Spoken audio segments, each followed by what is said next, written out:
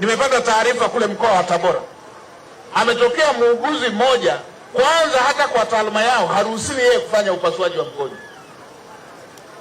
Ameenda amemchukua mgonjwa kampeleka nyumbani kwake, anamfanyia upasuaji kwenye kochi nyumbani kwake.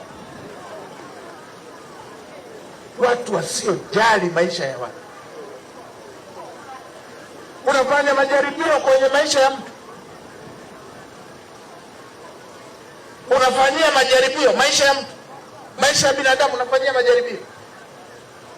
Mheshimiwa Rais kajenga hospitali kila kona. Tuna hospitali za wilaya, tuna hospitali za rufaa, kuna vituo vya afya siku hizi vina hadhi kama ya hospitali ya wilaya. Unaenda kumfanyia mgonjwa chumbani nyumbani kwako kwenye kochi.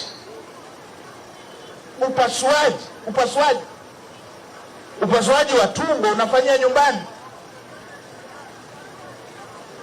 ili muone watu wanaokiuka maadili ya taaluma zao. Mambo ya ajabu haya. Sasa naelekeza mamlaka zinazohusika,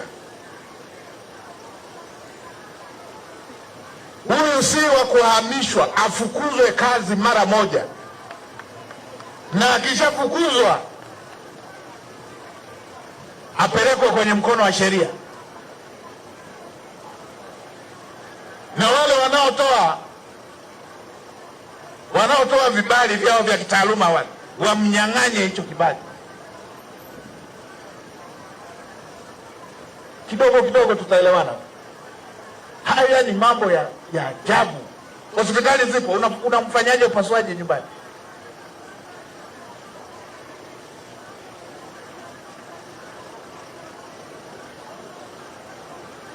Mkuu wa mkoa wa Tabora, mkamateni, msimwachie, afukuzwe kazi, aondolewe hiyo hadhi ya tabibu aliyopewa, lakini pia afikishwe kwenye mkono wa sheria.